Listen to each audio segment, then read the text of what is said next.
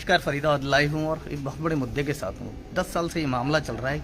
एक एमसीएफ का कर्मचारी है राजेंद्र प्रसाद, उसको लेकर ये मामला बड़ा विवादों में है। उसको अलॉटमेंट दिया गया सेक्टर 18 में एक ट्यूबवेल पर, जिसने पूरा उसको व्यवस्थित कर दिया। उसमें नगर निगम ने भी बहुत सारा सहयोग किया, लेकिन अब उसको हरासमेंट कर, पता नहीं कौन लोग हैं उनके पीछे जो उन्हें हरासमेंट कर रहे हैं। और इस समय सर्दी का मौसम है, उनके बच्चे घर से बेघर होने के लिए उनके पास आदेश आ गया। आज यहाँ पर एसडीएम साहब स्वयं मौजूद आए हैं कोई इस दूसरे वाले ट्यूबवेल को देखने के लिए। इसकी हालत जर्जर है। पहले एक बार थोड़ी सी हालत दिखा दीजिए। इसकी हालत जर्जर है, यहाँ पर रहना संभव नहीं है, क्योंकि पिछले वाले ट्यूबवेल को भी राजेंद्र प्रसाद ने 10 साल की अपनी कड़ी मेहनत के साथ, राजेंद्र सिंह ने 10 साल की मेहनत के बाद वहां दीवारों को ऊंचा करवाया एमसीएफ में रिक्वेस्ट दे के, और आज इसकी हालत आप देख रहे हैं। यहाँ पर इनको शिफ्ट किया जा रहा है। और जबकि हमारे साथ अभी यहाँ पहुंचे हैं, इनको मौका मुआयना के लिए यहाँ पर एक्सचेंज साहब और हमारे साथ हैं यहाँ पर एसडीएम साहब पूरा मौका मुआयना कर लिया है। क्या कहेंगे और क्या डिसीजन? देखिए, जो यहाँ की जो विजिट हुई है जी, वो हाई कोर्ट के आदेश से हुई है। हाई कोर्ट ने ये आदेश दिया था कि जो राजेंद्र जी को जो अल्टरनेटिव रेजिडेंस दिया जा रहा है उसका मौका मुआयना किया जाए। उसमें अर्बन लोकल बॉडी से भी एक ऑफिसर डिप्यूट हुए हैं, वो भी मेरे साथ हैं। तो आज जो है इस टीम ने ये मौका जो है देख लिया है, और एक बार ये मौका पहले भी देखा जा चुका है, बट उस दिन किसी कारण से जो एप्लीकेंट थे, वो जो पेटिशनर थे, वो यहाँ पर मौजूद नहीं थे। तो एक फेयर अपॉर्चुनिटी देते हुए दूसरी बार ये मौका विजिट किया गया है।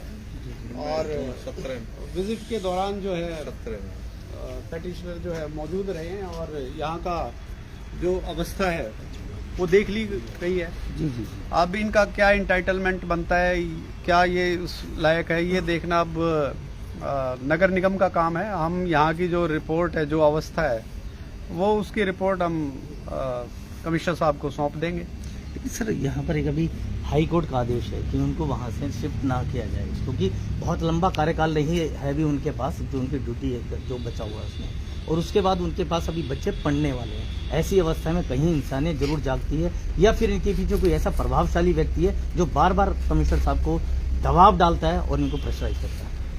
देखिए, इसके बारे में मैं कुछ टिप्पणी नहीं कर सकता जी, क्योंकि ये एक नगर निगम का मामला है, और इसमें मैं जो यहाँ पर उपस्थित हुआ हूँ वो सिर्फ हाई कोर्ट के आदेश से हुआ हूँ। जी। और मुझे सिर्फ ये देखना है कि जो ये आवास है ये हैबिटेबल है या नहीं है। जी। ठीक है, और उसकी जो जिस अवस्था में है वो मैंने देख लिया है, और अब हम राइटिंग में रिपोर्ट इसकी नगर निगम को सौंप देंगे। सर, हम ये डिसाइड करना कि वो यहाँ पर शिफ्ट होंगे नहीं होंगे, वो जैसे हाई कोर्ट ने आदेश दिया है वो फिर नगर निगम करेगा। सर, एक अधिकारी आता है मौका मुआयना करने के लिए, स्वयं आप आए हैं, आपके साथ एक्शन साहब भी रहे, कुछ तो ये लगा होगा कि हाँ ये वाकई रहने लायक है या नहीं। वर्तमान में जैसा कि यहाँ पर विजिबल है, वर्तमान में जो अभी सिचुएशन यहाँ पर है, सामान वगैरह डंप पड़ा हुआ है, तो ये आज की डेट में उस तरह का नहीं है कि इसमें कोई इमीडिएटली कोई रह सके।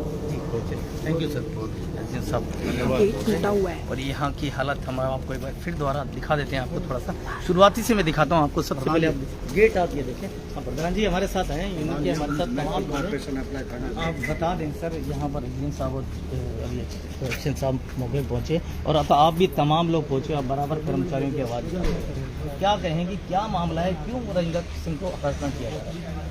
ऐसा है, आपके माध्यम से बताना चाहता हूँ कि कई सालों से राजेंद्र जी को हरासमेंट किया जा रहा है प्रशासन द्वारा, और बार बार सर्दी के मौसम में जवान लड़कियां हैं, जवान बेटा बेटी हैं, और आज वो जो पढ़ाई कर रहे हैं उनको आज रोड पर लाने का काम प्रशासन कर रहा है, जो कि एक शोषण है, और उस शोषण को संगठन कभी बर्दाश्त नहीं करेगा।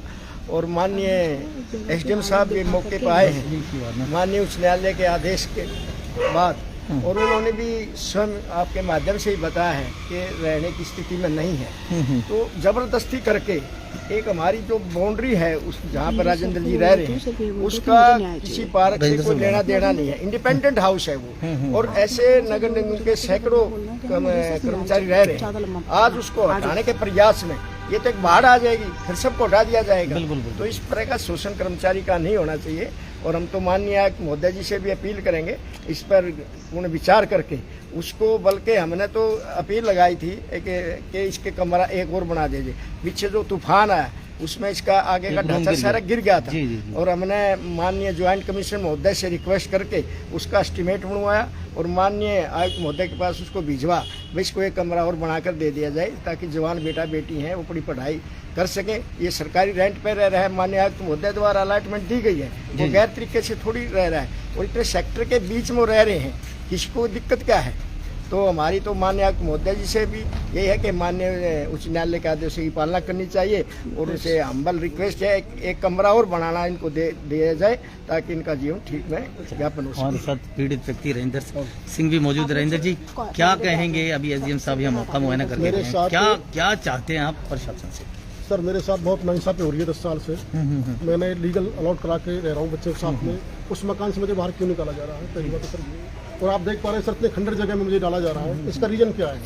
मेरे जवान बेटियां हैं सर, कॉलेज जा रही हैं, बेटा है, मैंने रिक्वेस्ट डाली है, मुझे कोई नहीं सुन रहा सर। और हाई कोर्ट का सर मान्य कर रहे हैं, बार बार उनकी बेइज्जती कर रहे हैं सर, कोई को देख नहीं पा रहा है। मैंने अभी ऑन रिकॉर्ड दिखाना चाहा था लेकिन कोई तैयार नहीं सुनने के लिए, नहीं बिल्कुल भी नहीं।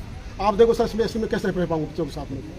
बाउंड्री वाल टूटी पड़ी सर, डैमेज हालत में। इधर देखो सर कितनी बड़ी जांच हो रही है मेरे साथ में। और सर ये प्रेशराइज किया जा रहा है, हाईजैक किया जा रहा है, ये जांच का मामला है सर।